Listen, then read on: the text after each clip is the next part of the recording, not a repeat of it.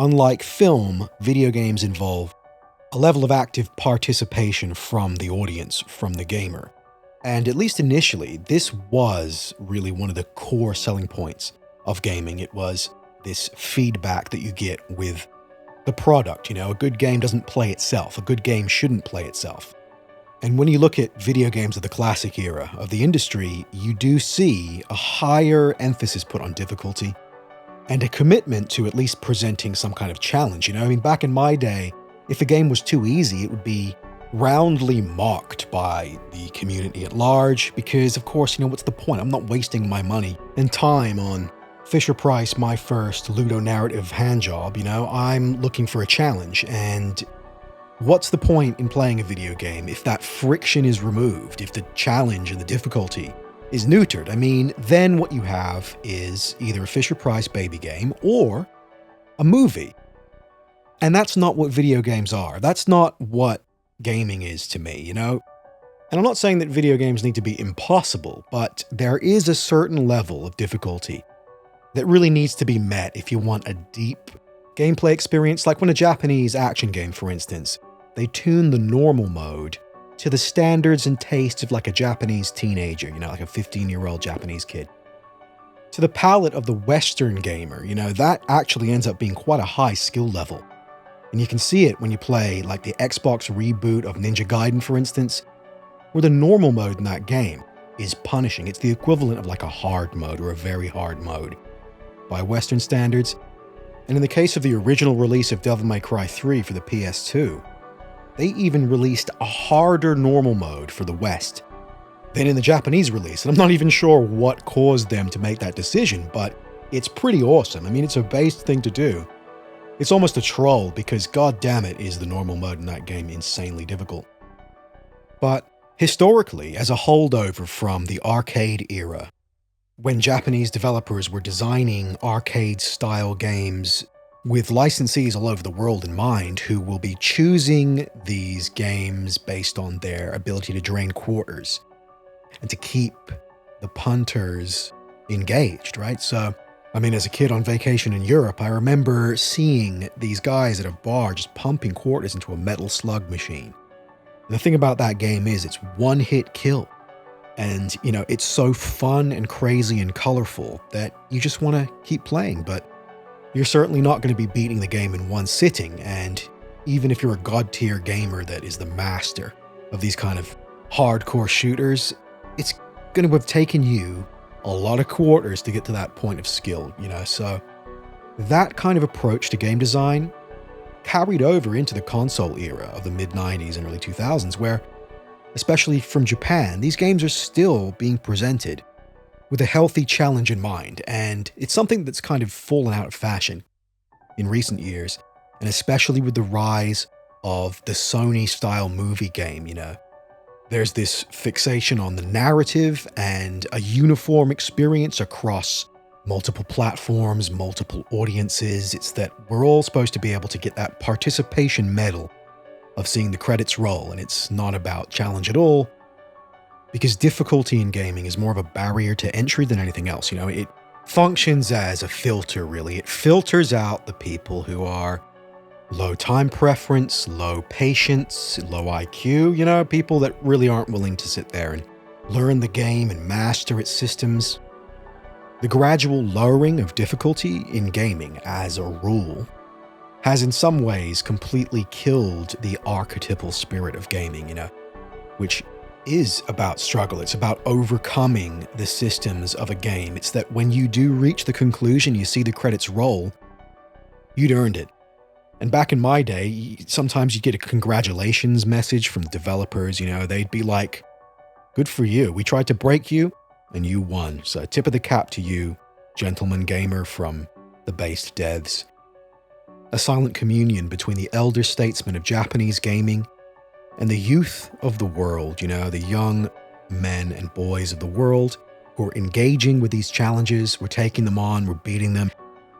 That is the masculine archetypal heart of this industry that is being slowly paved over by the current custodians of the woke industry who view this patriarchal philosophy of challenge as highly problematic, highly toxic. So that's where the modern attitude comes from in the industry, that we should be lowering all standards, all barriers to entry so that literally anybody could play a video game to completion. You know, that's the standard. It's that Dark Souls and From Software are playing into the toxicity when they don't offer an easy mode.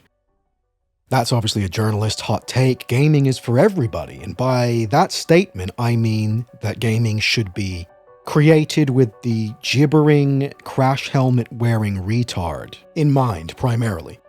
Or the 90 IQ black trans lesbian, all two of them that are gamers.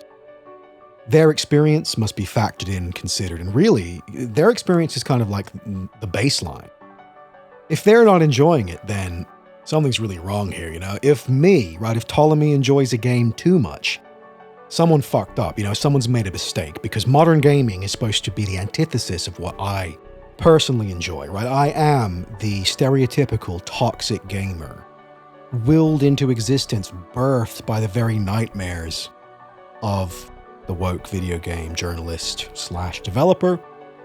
For them to consider themselves winning, I need to be losing. You know, we are diametrically opposed when it comes to how we view the industry. You know, I view the current period of video games as an anomaly. You know, I consider this a decline to be reversed.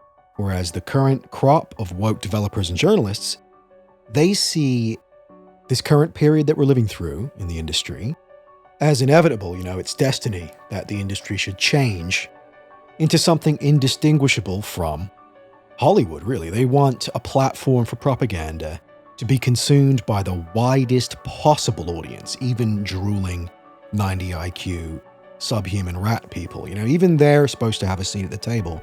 When it comes to the culture of video games, it's like we're creating games for the tastes of people that don't even play video games and hate video games.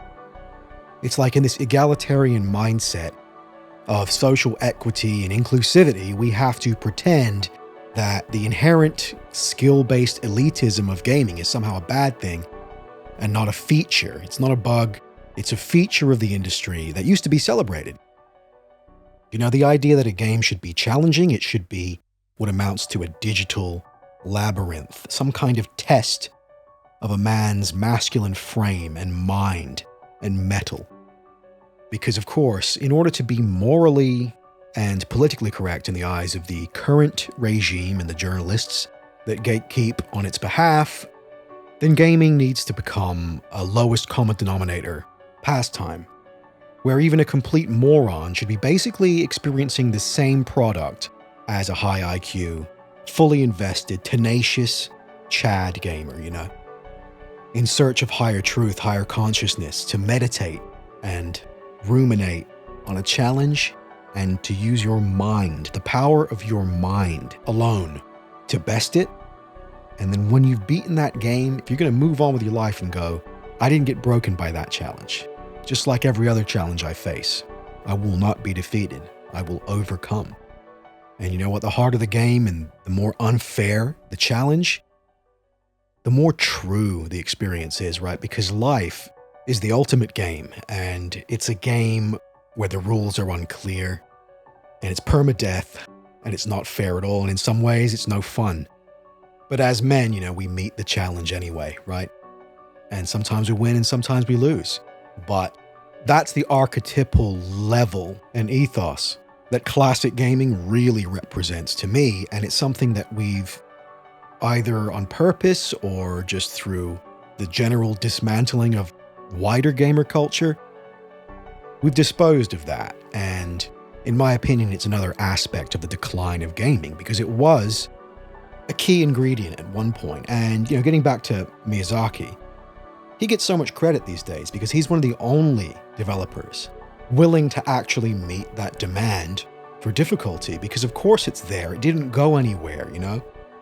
That willingness to face a challenge, that's baked into the DNA of gaming, and people want it. You know, people love Dark Souls and Elden Ring and all of the modern From games precisely because they didn't abandon this key component of game design. That challenge should be sufficient enough to give the overall experience an archetypal flavor of struggle.